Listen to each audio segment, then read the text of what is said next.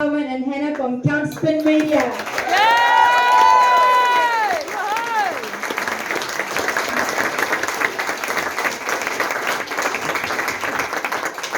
Prime Minister and Deputy Prime Minister. What an amazing crowd. It's been such a stormy day and it's amazing we even got here. The wind was blowing us all around, but you guys have just blown us away again. Thank you all for coming. Thank you all in the back room over in the cafe. It's amazing. You guys look beautiful, and give yourselves all a massive round of applause.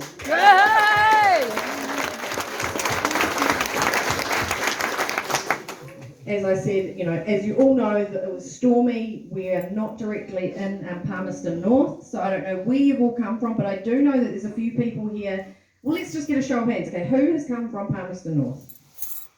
Okay, who's come from Fielding? Is there anyone here from Taupo? Because apparently there's people, or Tauranga, or Wellington, Samson, Shannon? There's a Shannon? Okay. What other areas have I forgotten? Marston. Okay. Well, Ashes. Well, I don't know where all those places are, but I'm getting to know this beautiful country, and it's just amazing to see how many of you are turning up to these events. Every single place that we're going to is packed out. We had no idea what the numbers were like in this community, but you guys have just blown us away. So, and we also want to just let you know a little bit about the tour, what it's all about. Who went to Wellington? Awesome. Amazing. And of course, Wellington was such a fantastic experience in terms of the humanity and how we all came together and how we all looked after each other in the matter of a few weeks. But then, of course, the devastation and the destruction and the police brutality and all the politicians just ignoring us. And that was really sad and really depressing, actually, for a lot of people and really traumatic. There's still a lot of trauma out there that, so many were arrested and bullied and harassed, and people are still trying to recover from that. Not to mention all the COVID casualty stories that we're hearing, the carnage that is out there, the loss of jobs, the adverse reactions, the deaths. How many of you here know somebody who has experienced an adverse reaction to the jab? Okay, just keep your hands up. We just want to get that on camera. And I can't even see all of you in the cafe, but hopefully there's somebody filming in the cafe and you've all got your hands up. Now, who themselves, you don't have to put your hand up, but who yourself has experienced an adverse reaction? Okay, I've got a very brave couple of people here. And who knows anybody who has died of the jab? Yeah. Okay, There's too many names at home. Crowd, because the last question is, who knows somebody that has died of COVID? Okay, there's one hand. One there. hand. Of COVID or with two. COVID? Two. Do you know? COVID. With COVID? Was COVID. With. Yeah. Okay. All right. Well, that's just we're doing these polls now everywhere we go, and it's always obviously the effects of the jab is outweighing the effects of COVID itself. Who's been mandated out of a job? Gosh. So hopefully you've all been over to the cafe and you've filled out the book because we've got bunting where you can write your story because we want to show the mass carnage out there, and you guys are all getting counted. I've had a super busy time in the bus, so I just want to thank Megan for all her organising. She's done a fantastic job. Not only did she have a whole schedule of all of the people who wanted to share their stories, but she's helped organise this event and the speakers and this amazing venue. So beautiful that there was a business out there that didn't discriminate and actually made themselves available for all of you. So they've done a phenomenal job. Yeah!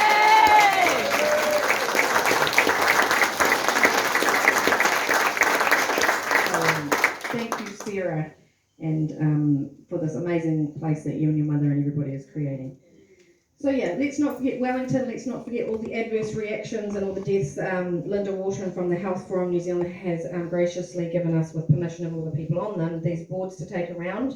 And if you haven't already checked them out, please do when we're finished, because it's, like I say, we're already seeing the carnage and we're not even talking to everybody. So it's really a thing. And now, of course, mainstream media is trying to say that it's COVID 19 that is creating long-term myocarditis and pericarditis. Yeah, long COVID. And of course, what else? We've got obviously the budget that came out yesterday, and they're talking about the climate change budget and all this. And they kind of seem to forget about the whole carnage of the last 2 years and actually caring about the people. But of course, they like to call it a well-being budget. And of course, we know that there's so much mental health out there at the moment, and people are really, really suffering. And the suicides are now called accidental deaths. Yeah, So that's how they're getting around these BS. statistics. I'm trying to say that the suicides haven't gone up.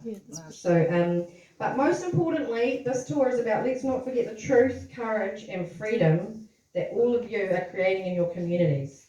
Because as you come to know the truth and you grow in your courage, which is what we're experiencing with everyone that comes up and speaks, they're getting more courageous, all of you that share your stories in the bus, that's what's going to create the freedom. And in all of our communities, you guys have got the answers. And we all kind of look to Wellington, and we always like to look outside. What is there? What are the solutions? But it's all in here, because we've all got our part to play. So before I go too far down that track, I will hand over to Calvin. Hey! This way. Also, let's not forget you got a democidal regime sitting in Parliament that's actually Parasite Palace and need a fumigation that's helping them trying to kill you. Yay! I keep saying it and I'll say it again. Parliament is a crime scene. It needs to be cordoned off, records preserved and used in upcoming trials because they are all guilty of this. Yep. Tapuhana Matatini, is that pronounce it? I don't really give a shit what they're called. The disinformation project. They get millions of dollars to spin the bullshit that the carnage isn't happening. And now, you probably all heard, monkeypox is on its way. Yeah. Give me a banana. The US borders, they've already started with exactly the same they did with this bullshit COVID-19. And I'll say it once, I'll say it again. COVID-19 does not exist. It is a brand name. Yep. It has never been isolated. It was based on a faulty PCR test. It was not fit for purpose. Cycled up to 40 cycles that picks up anything dead RNA. They then put it through a computer and you get a computer virus. That's what they molded on. It does not exist. And anyone who says that it does, prove me wrong. You can't. I've put in 120 Official Information Act requests, and everyone states it's bullshit. You can't deny that. And I'm still waiting for someone to call us out on that. You know this disinformation project, that you've never come at us with any facts and evidence to prove we're wrong. Ever. That's got to tell you something. They will have you believe, with their bullshit polls, that none of this, the polls we take for real people you can actually see, that you don't exist. None of this is real. It's all in your head. And if you stand up against it, what are you? You're white supremacists, you've got imported ideology, and a river of filth, conspiracy theorists, the lot. Tinfoil hat wear? Exactly right. And that's the problem. Yep. But the problem they have is you. You see, you're reconnecting again. You're talking to your neighbours instead of being driven apart. Yep. No one has to tell you to go do your research, because I'm sick to death of hearing that. The research is done. You just have to read it. And even their own stats don't look good.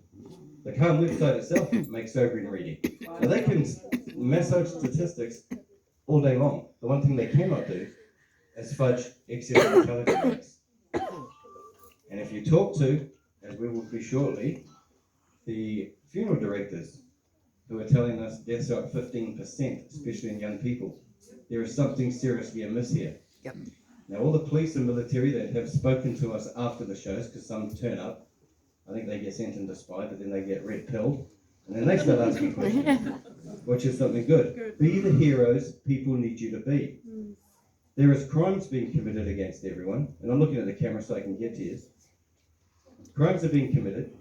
You need to start charging some prick, or a bunch of them, because they're all guilty as hell. The evidence is clear.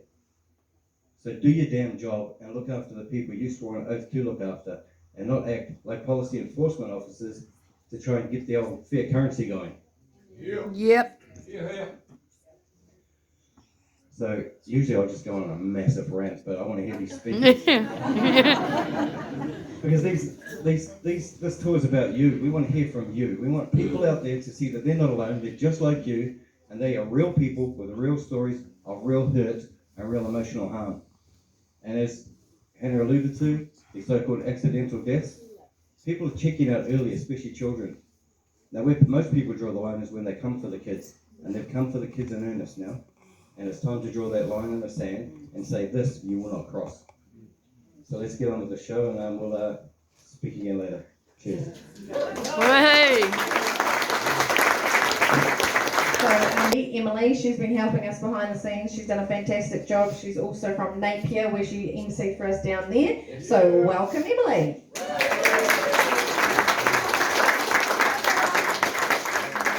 Hello, everyone. I was going to say hi, I'm Emily, but Hannah sorted that.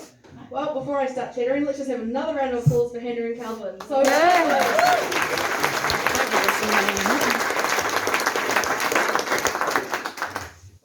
A bit of housekeeping to start.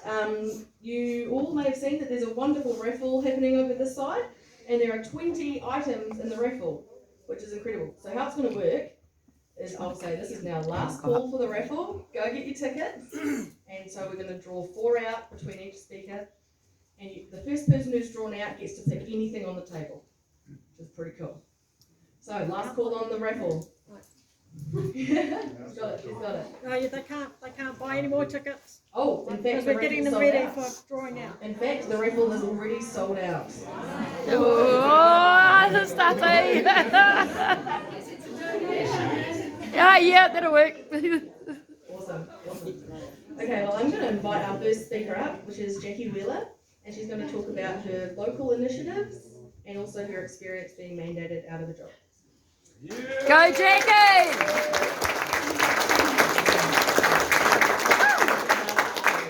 It's lovely being here and seeing so many wonderful familiar faces too, so I'm not so nervous now. It's really good. So, my name is Jackie Wheeler and I'm a lactation consultant. It feels so good to say that because I haven't been out of work for 6 months. So every time I start a meeting I go to say I'm actually the leader of the BFF coordinator in Palmerston North as well. So yes, so I'm a lactation consultant. I used to work down at a medical centre in Hokowhitu and in Palmerston North, and with a wonderful group of people. I mean, the people I work with down there are fantastic, doctors and nurses and staff, really supportive, and no pressure from them at all, which is really good. But on the 15th of November, actually we got the date wrong, we thought it was the 16th, so I had an extra day up my sleeve there. I had to leave my room, and the room they'd built for me, the room that I'd spent many years in, and my certificates on the wall, my kids' pictures on the walls, all my textbooks are sitting there, and to sign off from MedTech for the last time was really heartbreaking. I sat there for quite a while in my room, logging off for the last time, and yeah, it was really heartbreaking to do that. Now, my background is, I'm a lactation consultant, by the way, helps mothers to breastfeed their babies, that's what I do. As you can imagine, it's not a job you do, well you might not imagine, but it's not a job you do for money, it's a job you do for love. Because I have a heart for mothers and babies and families, and I want to help them to be able to breastfeed their babies. So it was heartbreaking to have to leave. The other part that's really hard about my job was that I'm quite specialised in what I do, that there's not many of me around. There's not many lactation consultants around, and 2 of us have left now because of mandates. But also the sort I do, I'm a tongue-tie specialist. So babies come to me, they get diagnosed in the community, came to us to get checked. And I would go through all the various issues that you can have with breastfeeding, not just tongue-tie, look at any other issues that are going on, which is a lactation consultant, that's the sort of thing I'd do. And then the doctor will come in and release the tongue-tie if it was a tongue-tie. And then I'd do the follow-up, I'd control the bleeding, and then get the baby on the breast, or the bottle, because it's bottle-fed babies also struggle with feeding with tongue-tie. And then I'd do follow-up with the baby, with the mothers and the families. And that was my job, and I'm the only one of its kind who does that. And so I lost that, But I wasn't the only one who lost. The mothers and babies, the families lost that too. Yeah. They are still doing the procedure down there, but they haven't got an LC there to help them do all the support. So there can be other things going on besides the tongue tie. That's not happening, which is heartbreaking that these mothers aren't getting the support they need. So because my workplace is very supportive, they did apply for essential worker exemption for me. They had to go to Chris Hipkins, so you can guess what he said. Yeah. Apparently I'm replaceable. That was the words he used. He sent the letter back to me. I'm replaceable. Well, I'm not replaceable. And there's not many of me. There's go to Hamilton to get the next sort of specialist in my field. So it's really it's broken my heart to leave my babies behind. And I did about between 20 and 30 a week. So I saw a lot of babies, and I was going around town. I'd see my babies, and in fact, in the cafeteria over there, two of the staff over there, my parents have looked after their babies, which is really lovely to see them, and it does warm my heart to see these wonderful mothers that have worked so hard to breastfeed their babies, and it was really a privilege to help them. So that was really awful. And I hope one day we do get back in, but I just don't know.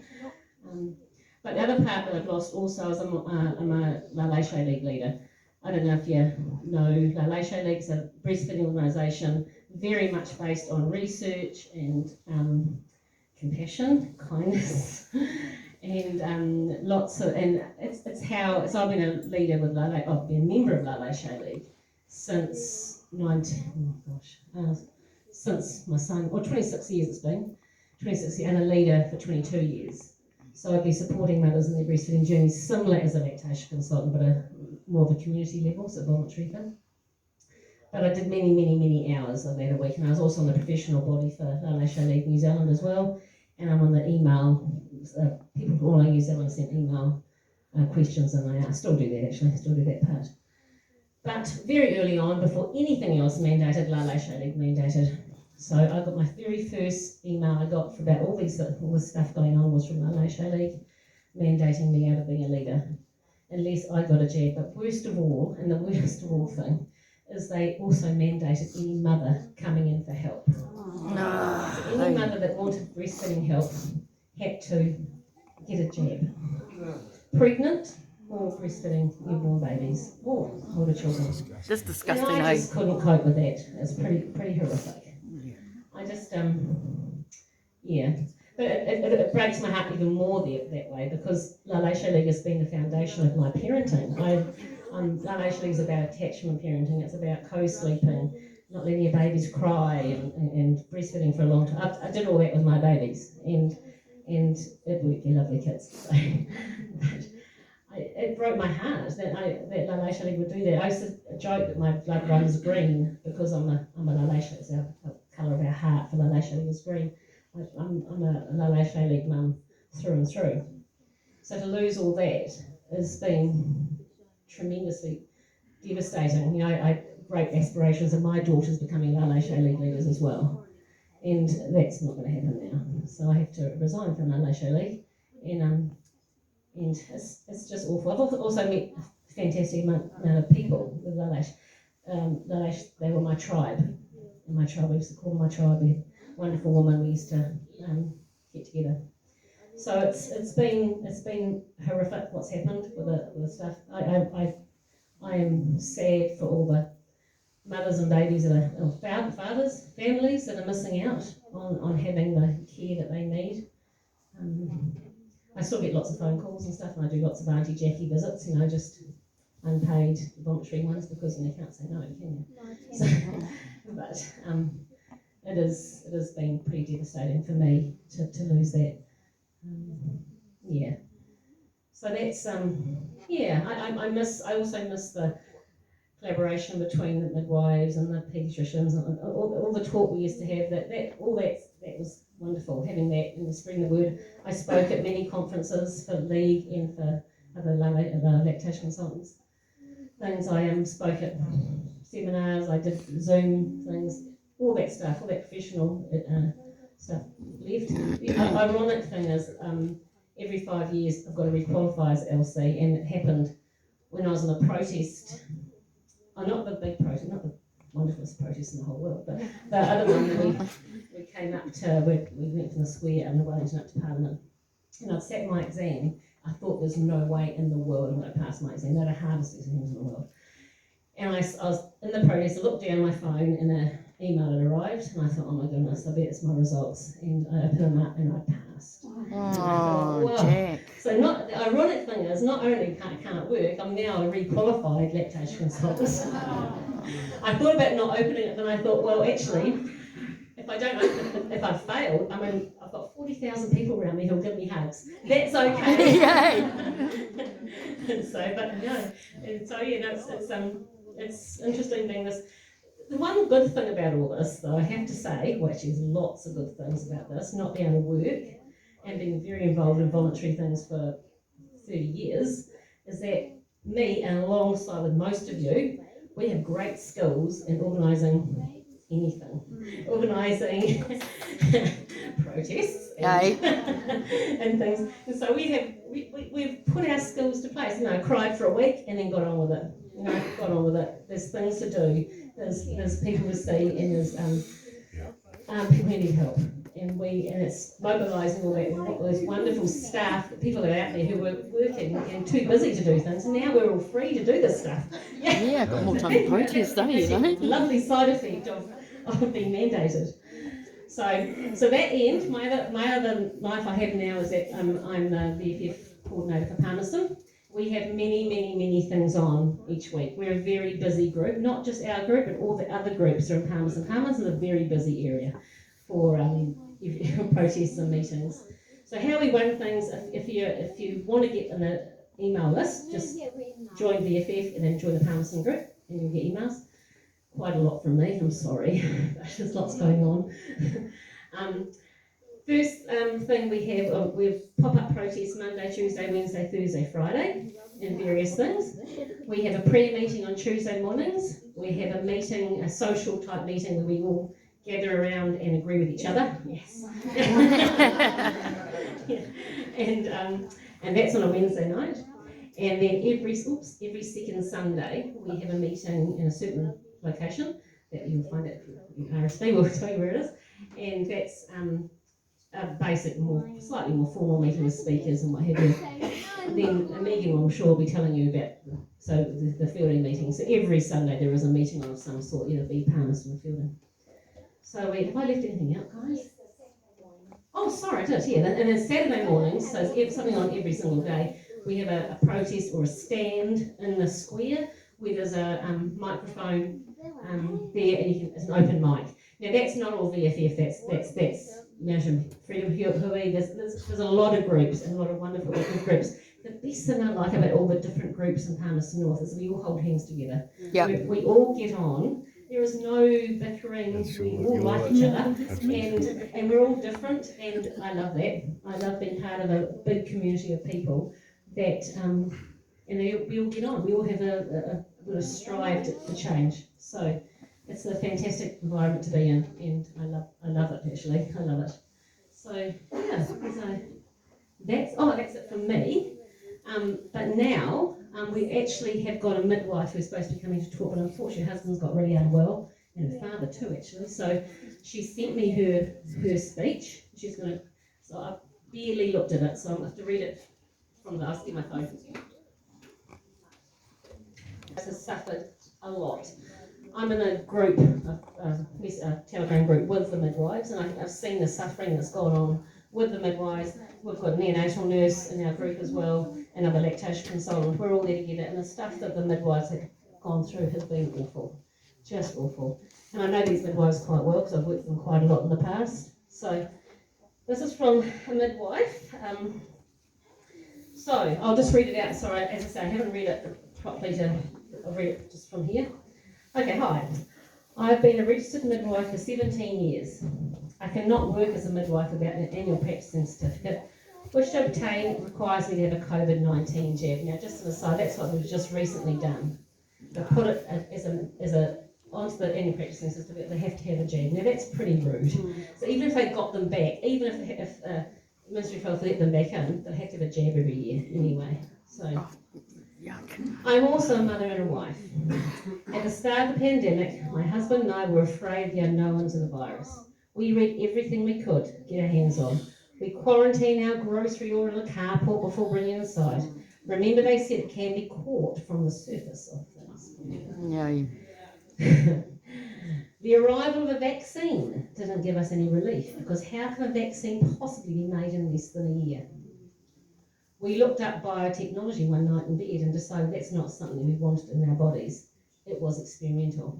No thanks. So midwifery is my calling. My life coach asked me once what my soul loves. My soul loves helping mothers and babies, and that's the same thing I can say. Yeah. When you're involved in midwifery and LC and neonatal nursing, or nursing probably actually, we have a soul for mothers and babies. We have a heart for them, and we do this because we love it, not because we want the money. There's money in it anyway. And having I've missed a part. My soul loves helping mums and babies and having autonomy in my professional and personal lives. During midwifery training, the fundamental basis was informed choice and consent. Nurses will know this too. It was our job to provide women and their families with the information to assist them to make choices for their journey to a new baby. If they don't consent, it does not happen. And they are free to make those choices without discrimination, coercion or exploitation. That's from the HCC Code of Consumer Rights. During training, we learnt about the Cartwright inquiry into unethical cervical screening experiments carried out on women at Auckland Hospital. Women with precancerous cervical cells were put into a control group and a treatment group, and even when it became evident the treatment was successful and women in the control group were dying from cervical cancer, the experiment continued. The Health and Disability Code of Consumer Rights was a direct result of the outcome of the Cartwright inquiry. Not ever again should humans be subjected to experiment without their informed consent. Yes. They created a Health and Disability Commission whose job it was to investigate breaches of the code. Health professionals are being held accountable, and rightly so.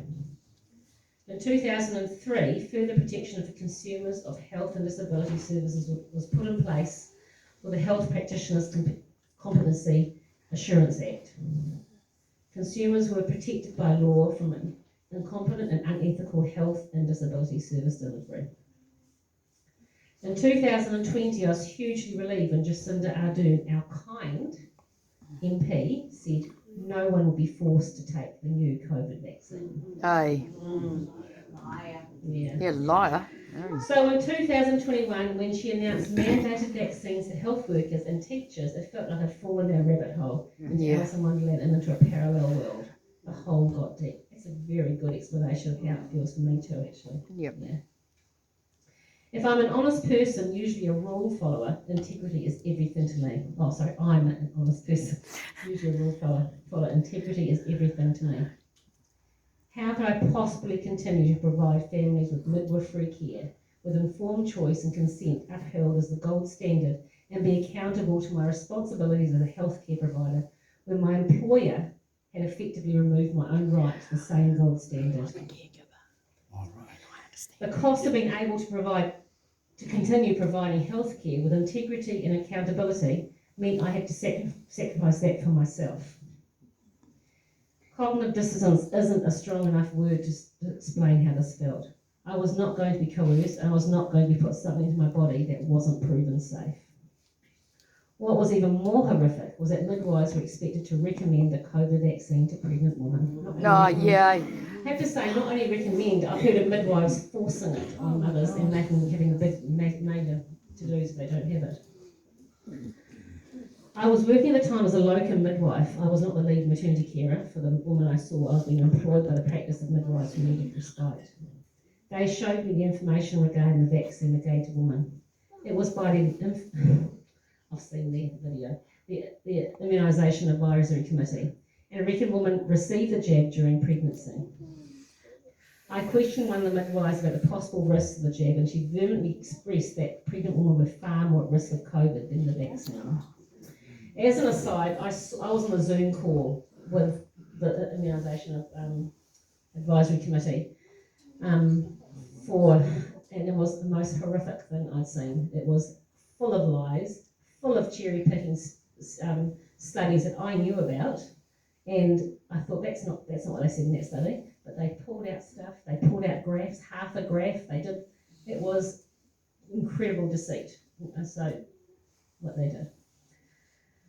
By this stage, I'd read all the information on the NZ MedSafe website about the Pfizer mRNA jab and the documents from Pfizer themselves. It was clear the jab had been given provisional approval, only been given provisional approval, and that the New Zealand government was breaching the Medicines Act by rolling out the vaccine to the entire adult population. Yep. Sue Gray, of course, took them to court and won. Our government changed the Medicines Act overnight. Yep, they did too. Can you believe that? Yep, they changed it straight away. I could not give only the IMAC information to a pregnant woman who asked my advice on getting the jab. My profession expected me to. What does that mean? Oh, I'm not sure what that means. My profession me to. Encourage it. Yeah, I think she meant my profession expected me to forget my accountability to the woman. I gave them a handout saying this is some information from this source, but I encourage you to consult multiple sources, including the MedSafe website. I knew that Pfizer's data sheet said that pregnant women should only be given the jab if the benefits outweigh the risks. It also said they did not test the jab on pregnant or lactating women. A new studies has come out actually, just showing it does get in through breast milk. Yep. It does settle the intestines of babies. Yep. If you imagine, causing a lot of grief. That just came out last week actually, that study. Oh gosh, I've lost my place. It is not tested, then it's experimental. Health professionals have no right recommending experimental jab for pregnant women, but so few colleagues have the same opinion as me. Colleagues I respected for their knowledge and experience were completely convinced by the MOH narrative. The rabbit hole got deeper. The midwives who would not be jabbed to keep their jobs together and took the government to court with the help of Voices for Freedom. I put my big girl pants on and agreed to be the lead participant, provided I was assured name suppression to protect my family. We argued that vaccine mandates were a breach of the Bill of Rights Act, which states we have the right to refuse medical treatment without persecution. We lost. Despair took place of hope. I put so much energy into the court case, so much hope. My kids didn't get tucked into bed by me for weeks on end, and because I was always on a webinar with VFF or the mandated midwives, the midwives collective. I believe the law that was put into place to protect us would do that. The mandate rolled round November the 15th at 11:59. I was no longer allowed to practice midwifery, nor step foot into the maternity unit. I received a termination of employment letter from the DHB. After the court case was lost, I didn't feel much straight away, just a numbness really, and a crumbling away of hope and faith that New Zealand had a fair and just legal system. A few days later, it was something my husband said that triggered the expression of how devastating the loss was to me. I fell to my knees in the dining room floor and cried and cried and cried. My husband just held me. There was nothing he could do but just ease my grief. My children were there too, witnessing their mum broken on the floor. At first, not working seemed like a holiday. I did jobs at home I'd not really had time for previously. I kept up to date with VFF webinars and a group of mandated midwives who were also not working. I racked my brain as to why the majority of our population had been convinced of the lie our government had been spouting for the last 2+ years. Why did people not look up the very available information for themselves? Why did they just believe what they were told? Where were the critical thinkers, the academics, the researchers, the microbiologists, the statisticians, the virologists, the vaccinologists? Who knew the truth? I knew about mass formation psychosis. I learned about the gagging of those who provided evidence to the contrary of the agenda. I've learned who funds our medical schools in NZ, the World Health Organization, and the Wuhan Institute of Technology. I wondered, what about the brains of those who are of us awake and different from those who are not awake? Are we able to access part of our cognition they are not? Was it about sanity? Maybe those of us who are awake are prepared to question our sanity, to unpick whether or not what we believe to be true is actually true. I felt like I've been the edge of my sanity, questioned at times. Why would I choose a path that most people have not? I used to find comfort in doing the same with others, perhaps because then it must be the right thing, right? Maybe those who are asleep are too scared to question their thinking, their knowing and their sanity. What is it that sets us apart? Sometimes I wish I could be blissfully ignorant. Life would be easier. Sometimes I wish that myself too. I don't think so. At first I didn't miss midwifery all that much. The call-outs in the middle of the night, the births, the long hours. I focus on providing for our family by establishing a veggie garden and providing better nutrition than I could when working. I looked at the opportunities that not only working would provide, but I worried about the drop in income. How would we manage? We started thinking about home educating our children, which would not been possible if I was still working. When Ardern announced in January that all of New Zealand were going to red light stage and school children over 8 years must wear masks, we became homeschoolers. It became abominable to make our 9 and 10-year-old children wear a mask all day at school. I knew what it was like to wear one for an 8-hour shift. I felt lethargic and headachy at the end of the day. I'd researched mask efficiency and the side effects. No way were our children, one who already found school very anxiety-inducing, going to have their faces covered up all day while learning. So we didn't, and our children, so we didn't send our kids to school at the start of the term. I hadn't yet written exemption applications, decided the rules were so bullshit I had the right to keep my children home when they were safe. I have learned how education is a one-size-fits-all system, and why that creates anxiety in my youngest child. I learned how education is a one-size-fits-all system, and why that creates anxiety in my youngest child. I have learned that my children likely learn more an hour or two directed learning from me, plus the discovery they do on their own, and they would at school. I am thankful for the opportunity to teach my children about their sibling relationship, how to resolve conflict. I'm grateful for more time outside with the animals in the garden, and I'm grateful for time to crochet. But I'm not particularly happy or fulfilled. I'm doing what's best for our children, but it's not best for me. We struggle financially. I miss my calling. Yeah, me too. I miss being a caregiver, eh? Helping other people. I'm not fulfilling my life's purpose by just caring for my own family. I need to contribute to humanity as a whole. For me to have complete self-worth. The New Zealand Government, the Midwifery Council, the New Zealand College of Midwives have cast me and other like-minded midwives aside as worthless with our COVID journeys. The profession was in crisis before the mandate. Then we lost approximately 8 to 10% of the workforce. We lost 6 in our place. The Midwifery Council asked Nurses those of and us who were nurses and not caregivers left. The rest home because they don't have the jab. log on and tick the box to say we are non-practicing and pay a $50 fee to do so. With the money we are not earning. They went as far as to say without an APC we're not permitted to use our knowledge and skills to anything. That means they can't volunteer where they can't help with free birth, they can't do anything. We're not allowed to even call ourselves a midwife. Since when did they own the word midwife? Exactly.